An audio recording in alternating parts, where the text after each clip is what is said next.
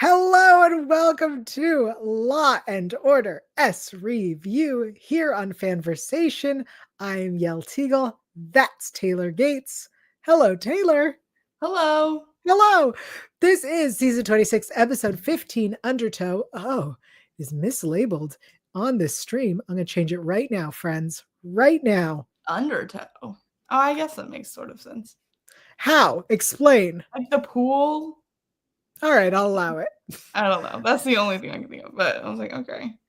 I guess. Amazing. Undertow. Before we jump in, if you are in a situation where you need to talk to somebody, please reach out to RAINN. Their number is 1-800-656-4673. 1-800-656-4673. Taylor, what does that spell? It spells hope. It does. 4673 spells hope. Check that out. Period. Yes. Thanks. Friends, this episode dealt with some interesting issues and some serious issues, but here on the SVU podcast, we take almost nothing seriously until we get on our soapbox, and then we take it very seriously. Exactly. Yeah, we have two modes. Yeah, we do. And I guarantee you this episode, I'm going to say something not so serious. And I think that we all know that's going to happen when you hear the quotes. Oh, I can't wait. I know exactly what you're going to say. There's a quote that just killed me. Yeah, me too. And I said it twice. It was 2.5, I will say. You're right. They said it at two different points of the episode. Yes, yeah. It was perfection. So consider this your content warning. I want to start right off with a shout out to the writer of this episode because of that quote. This episode was written by Brendan Feeney. Brendan Feeney has been writing for SVU for a long, long time. So, yep. We have people live in our chat. Daryl, Alexa, Deanna, hello. Welcome. Taylor, let me read the quick cap and then I want to hear if you liked this episode or not. Okay. Okay. A complicated case of sex and drugs. A complicated case of sex and drug use divides the squad. Carisi must convince a jury to focus on the law and not the defendant's accusations. Taylor, did you like this episode? I did. I think it had its moments. I wish we got more of like the silly quote that you referenced. But I also love one that's like you can kind of see both sides of it, you know? Like this was very good in that regard, because usually it's not, black and white or cut and dry, but it's like there's an obvious-ish perpetrator and a pretty obvious victim as well. And here it's like there's a lot of different things, and I have my opinions, and I'm anxious to see if it sort of lines up with yours too, because that's the interesting part, is like you can debate it. And I think the court stuff was strong, except for one element that I'm definitely going to talk about. But I like that we like really got focused on the court case, and then it ended with that like we're never gonna find out. We were just talking about a couple weeks ago how we miss when they did those sort of endings. So I was glad that we did get that brought back up again. There's a couple of questions I still have. Why does the stepmom care so much? But yeah, I think it was a pretty solid episode overall. I agree with you. I actually really liked this episode. There are two parts, I guess now also with the stepmom, you're totally right. 3 parts to this episode that made me go, what? This feels like you're heading us in a direction and we never go anywhere with it. And it like we abandoned 3 potential storylines in the middle. But because we know that I like to nitpick and complain, I want to be clear that I really liked this episode. Because you're right, I felt twists and turns. I was surprised by a lot of things. The ending was wild because it felt like as we were learning the facts of the case, I was like, what are they going to do? Who are they going to charge? And the fact that it came down to essentially Carisi and the team being like, we don't know, so we're going to just let the courts decide.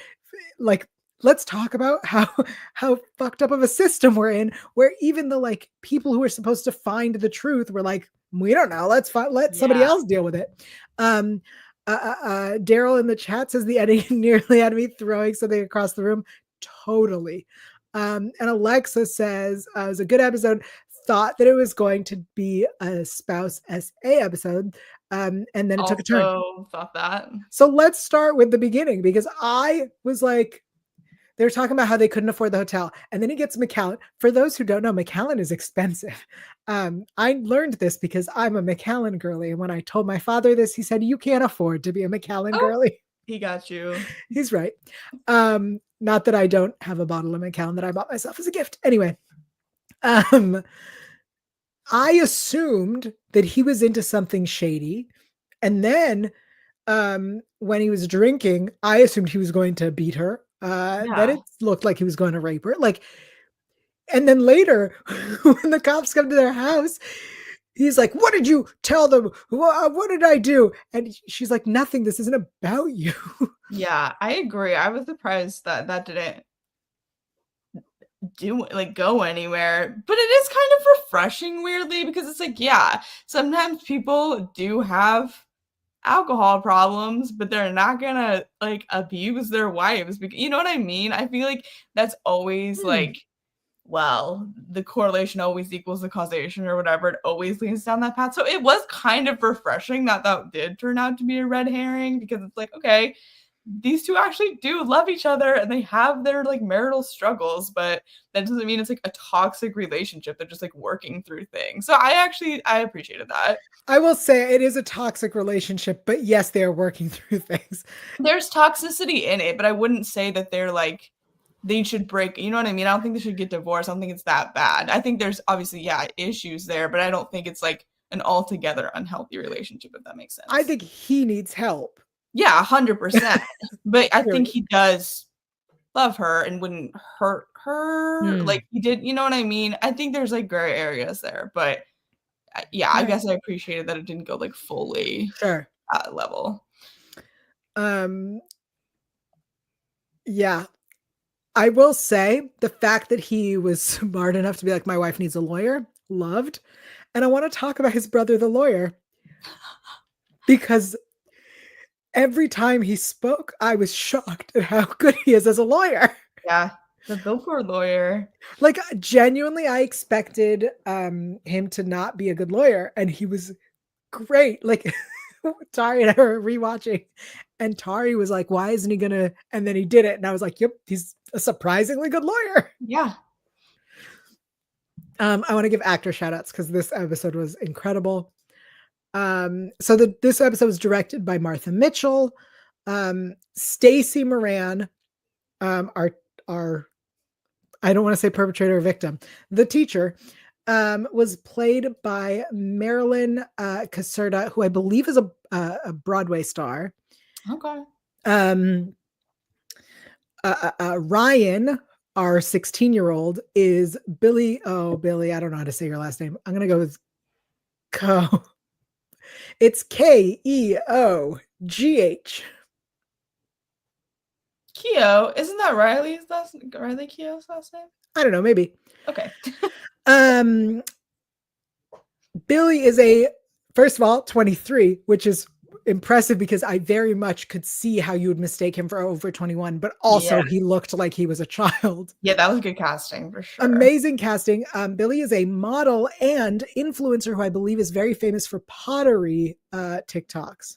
Whoa, okay, fascinating. I wish that we would have seen his pottery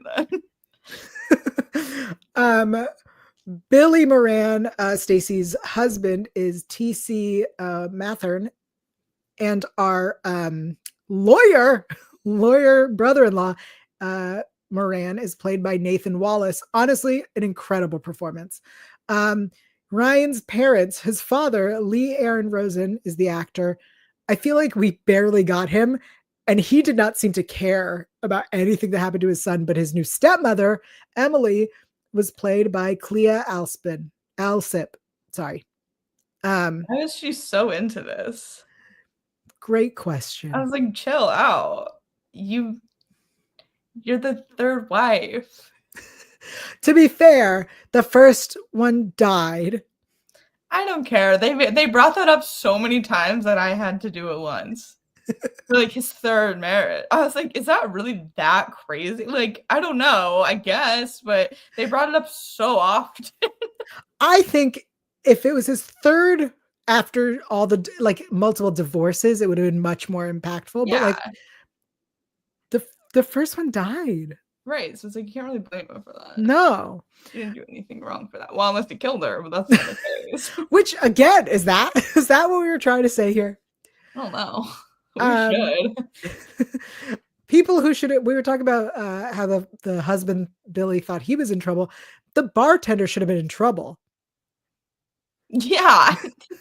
Am I in trouble? I mean, not if you cooperate. Okay, no, tell him maybe he needs to card next time. Right, like, "Sir, isn't the rule you're supposed to card anyone who looks under 40?" Yes. Both My of like, them. I get carded constantly, which, like, okay, I guess, like, but, like, my parents will get carded.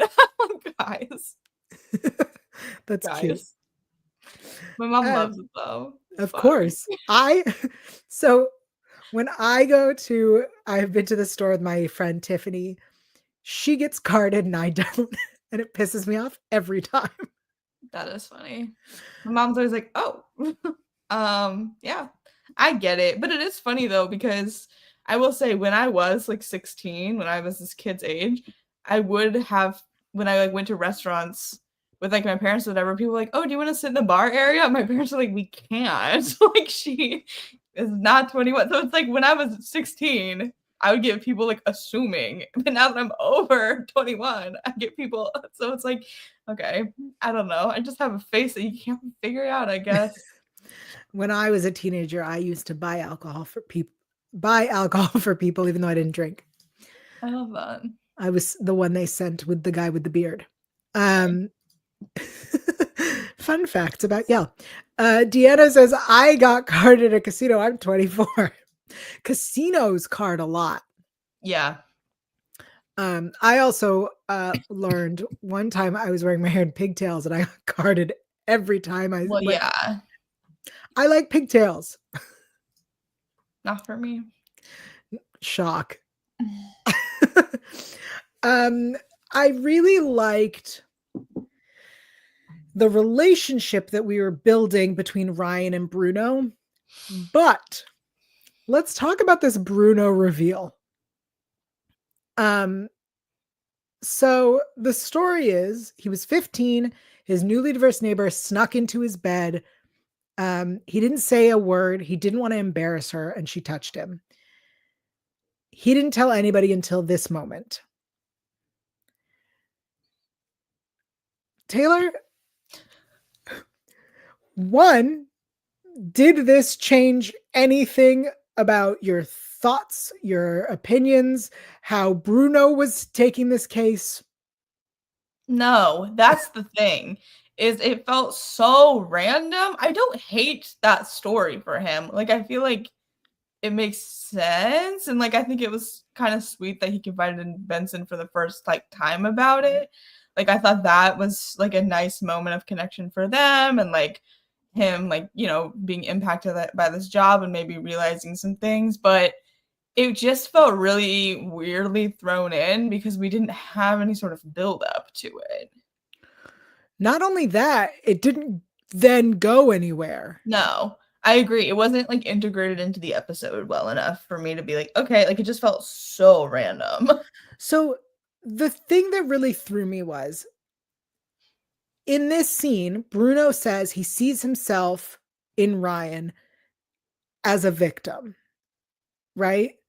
He sees this connection. But up until this point, the relationship that they had, maybe he saw himself as Ryan, but he didn't see it didn't seem like he saw what Ryan went through as a victim, if that makes any sense. Do you know No, what I mean? because he wasn't adamant about that at all. Like, he didn't really chime in at all. Like, because people were kind of getting divisive over it of like, "Oh, well, this per," and he kind of didn't say much. If he was, like, very adamantly on the side of, like, this kid was underage, and no matter what, he couldn't consent to it, blah, blah, blah, but he didn't. So that's why it was very, like, oh, jarring to have that in there. Yeah, it felt like we've had cases before where it is an older woman and an underage boy, and we've had the like discussion of, you know, how it's different, and society sees it as like, look at this man, or look at this boy becoming a man. And so the fact that we didn't have that discussion even to give Bruno a side, Yeah. it was a weird thing to throw in. And I agree with you. I think like what an interesting fact we now know about Bruno, but it doesn't seem to affect or impact anything. Yeah. Agreed. Yeah. Alexa says maybe they're trying to show that Bruno is an SVU lifer like Benson. I mean, that is a possibility, but if that's what they're doing, this was not, I didn't see it. Yeah, same. Let's talk about Ryan's cousin who witnessed and took this photo. Because that, I feel like, can we talk about taking photos of people naked and having sex and like without their consent? That's a whole thing. And then also now you have a picture of a 16-year-old naked having sex. Like, True. we're not going to question or if we're throwing charges at everybody. What about him? Yeah, so true, honestly. It reminded me of the episode last week, or the last one we did, of the girl just like walking in the alley and she was like, yeah, I saw it. Yes. Like, okay, like everyone just sees this stuff and does literally nothing about it. Like, yeah. He says she looked like she was enjoying herself. Do you guys not know how ecstasy works? And we'll talk a little bit more about Molly and ecstasy and all that later. But like, she's on drugs or she was drunk. Let's say she wasn't even on drugs. Let's say she was just drunk. She was drunk. She can look as happy as she wants. yeah. I think the interesting thing is that we like confirm in the end that if the stepmom had never found the panties, he never would have said anything. Yeah. Also, I will say this again, props to the crew on this show. Those panties, I 100% believe were Stacy's underwear. Yeah. Right? Like that was not a teenager's sexy underwear. That was a grown-ass woman's sexy underwear. Yep. Let's say I've been married for 5 years. This is the sexiest you're getting underwear. Yeah. I loved the closing argument from the defense attorney.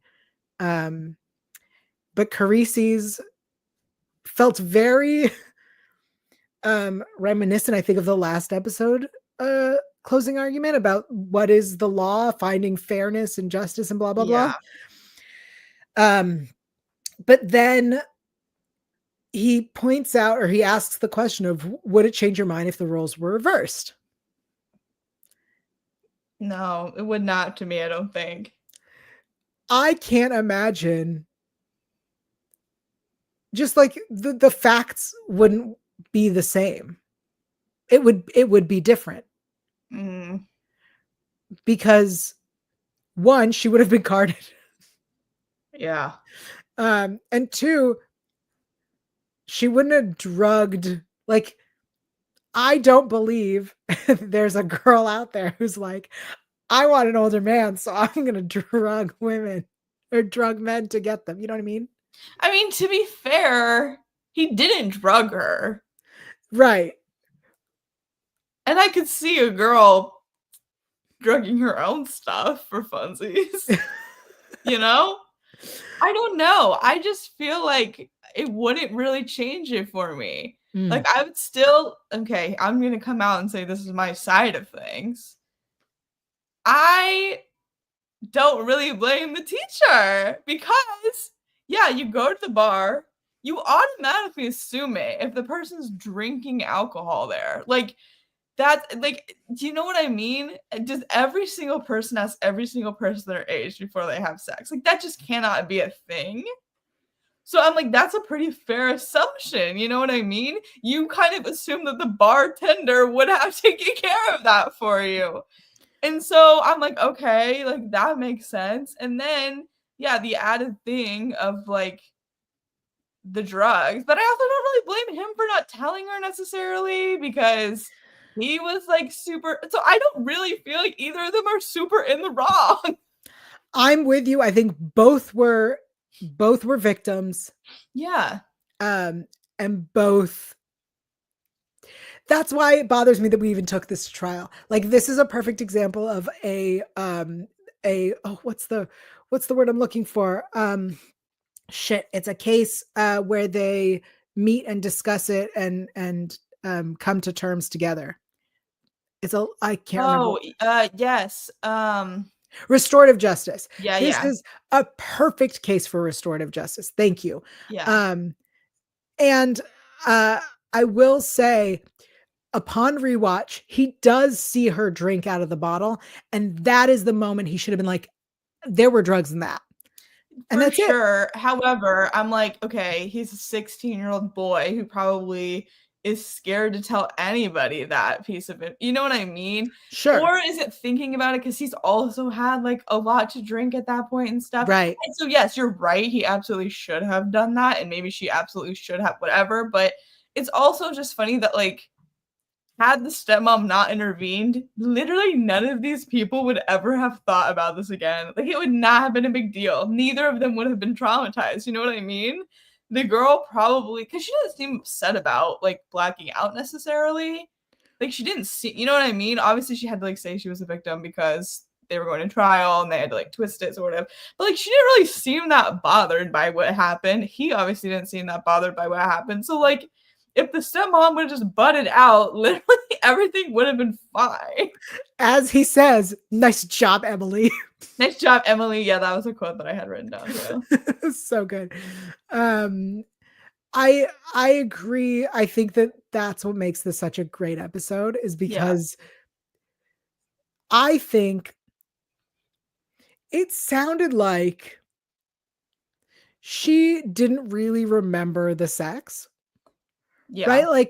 Like she seemed surprised that sex occurred. That said, when we see the footage, right? Like, they both woke up, got dressed, and ran away. We saw that footage. When we asked Ryan what happened, he said, we woke up, she seemed like in a rush and ran away. So she probably put together she did something that she doesn't necessarily remember. Yeah. And but I it think didn't that seem like that was like shaking her up necessarily. no, I think she was planning to stay married to her Exactly. husband for years to come, and maybe one day do a we listen and don't judge. Yeah, exactly. I feel like she feels guilty about it because of the fact that she cheated on her husband. Yeah. Or like, you know, even just getting a drink at the bar, I mean, whatever. Even just going to the pool with that guy was like not super appropriate, obviously. Right.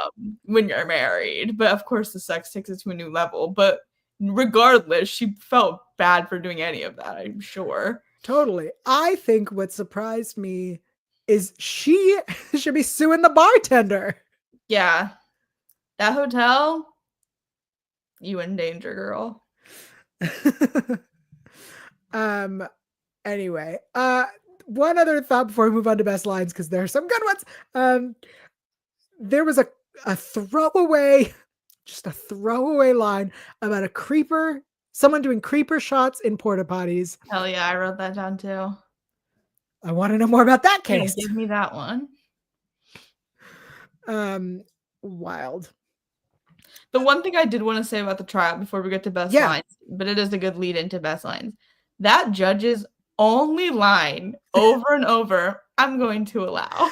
Dude, literally, at some point you're gonna have to sustain something. Like, there was, so my note is this judge allows everything. Everything. Shout out to our judge. Oh, where did she go?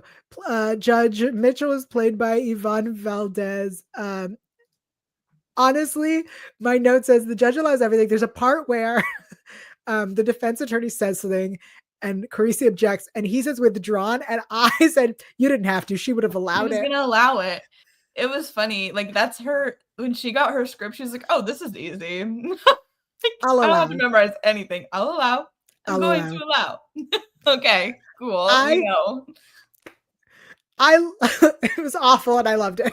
It was so funny to me. I was like, okay, so we're just letting anything go. Obsessed. So good. Okay.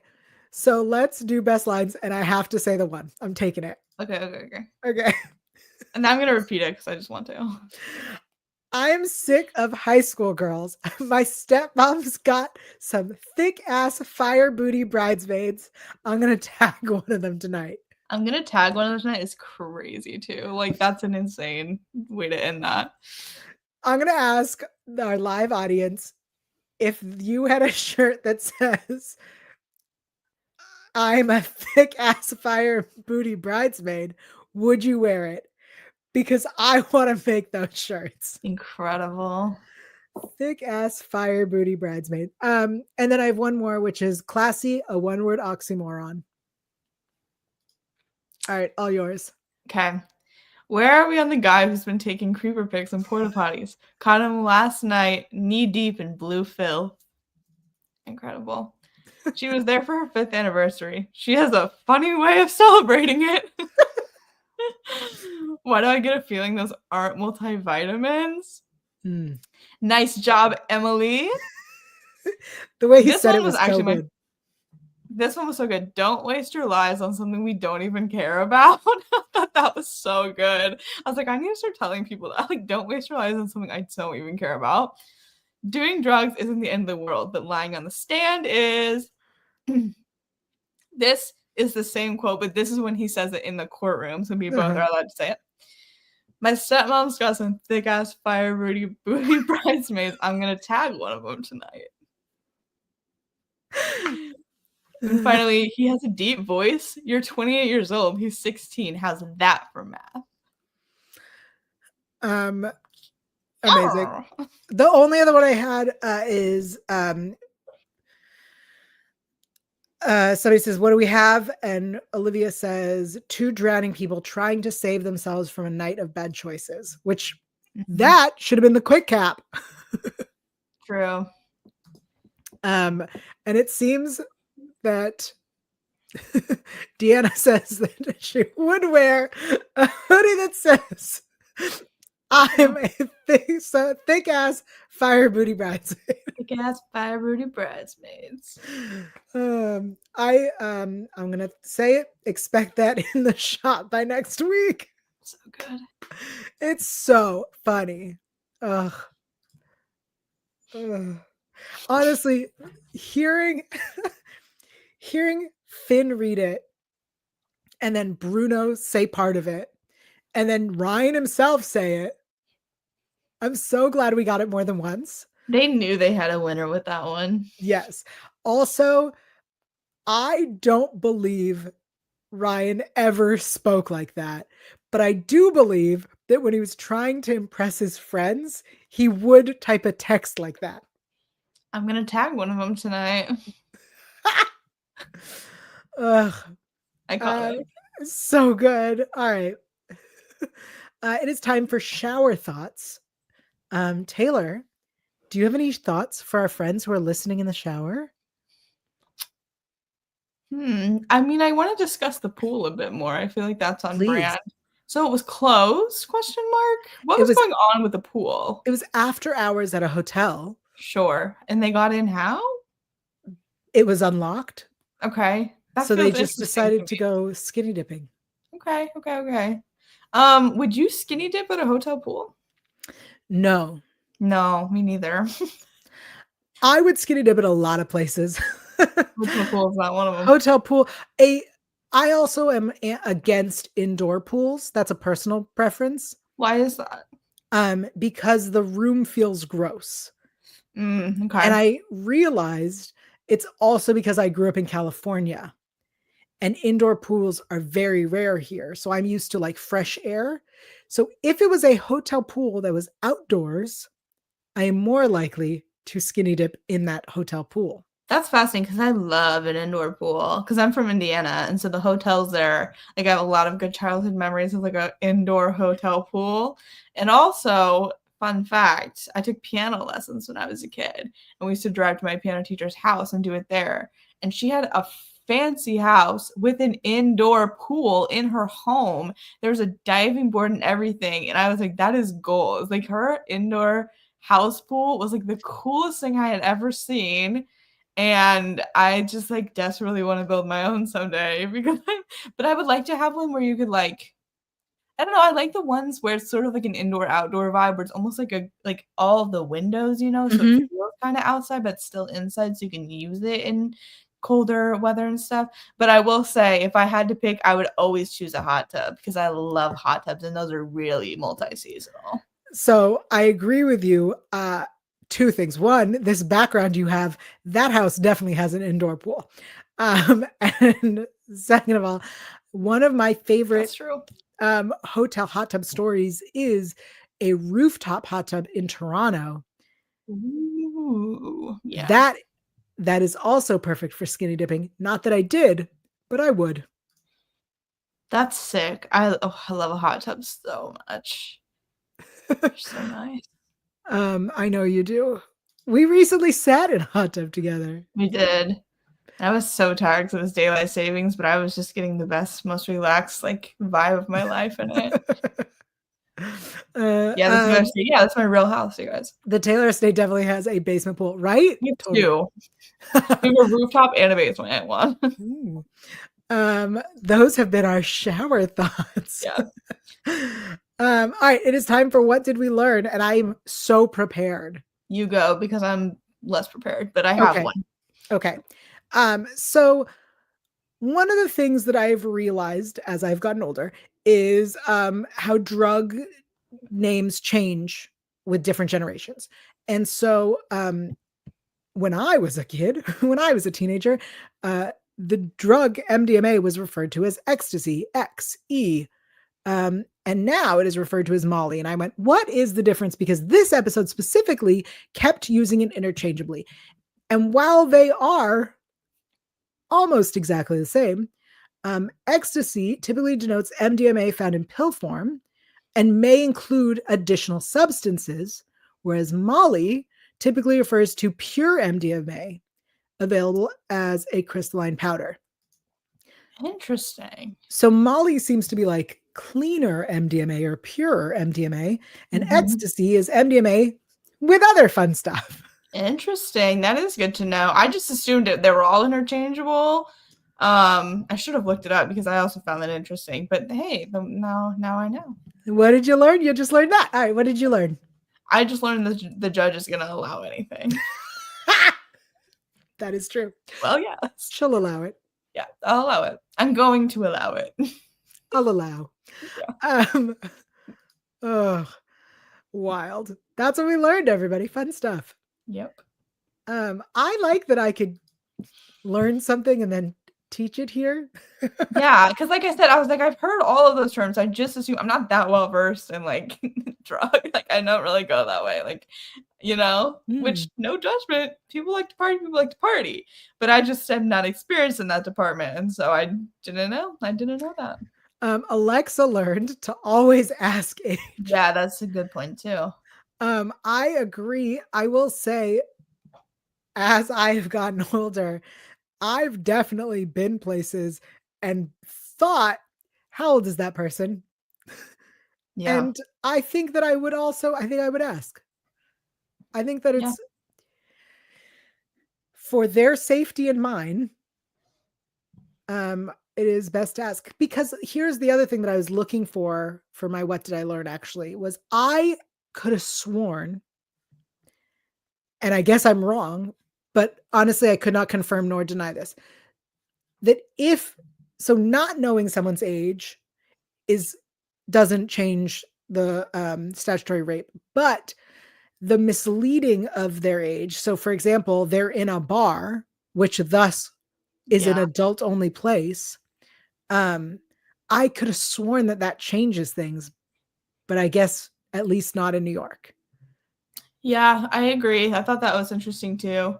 Knock on wood, I don't think I'm ever going to have an issue with that because my taste is always thick-ass firebooty bridesmaids who are older than me. I don't know why I wasn't prepared for you to say that. I don't But know why I anyway, wasn't prepared. It really is like the best line. it's so good. Like, it's so poetic, and there's just, like, so many layers to it. Um, thick ass. I love Fire it's booty. kind of here's the thing, it's kind of redundant is the thing. So I he was could workshop it because thick ass and fire booty is pretty much the same thing twice, mm. you know? So it could use some work, but I still like it. Also, he thought that the women he was looking for were women in their 30s, Mhm. and he assumed that Stacy was in her 30s and she was 28. It's true. So he also got her age wrong. That's true. That's really true. Damn. I kind of want him to be disappointed that she wasn't older. Yeah. Shoot. Ugh. Well, my thick ass fire booty bridesmaid friends. So silly. That's the name of the fandom for this podcast.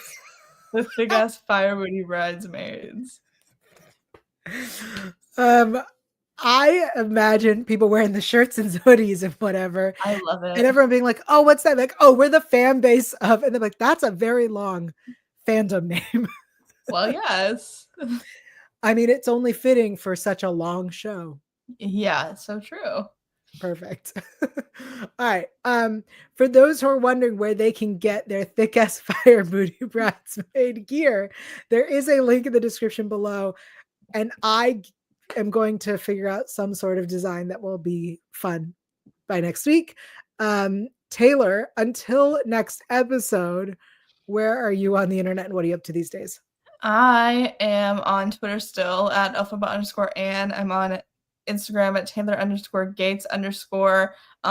I do interviews and reviews and the like for Collider. So if you just search my name and then the word Collider, you can read all of that. I just did a bunch of interviews for this show called Good American Family that you guys actually might be interested in because it's a very interesting true crimey thing.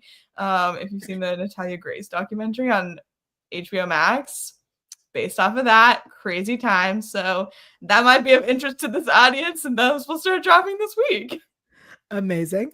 I am on Instagram at Yael Tygiel. That's YAELTYGIEL. If you want to see my thoughts on smutty romance novels, check out Good Little Library Mouse. Thank you to our live chat, Daryl, Alexa, Deanna. Thank you so much for being here.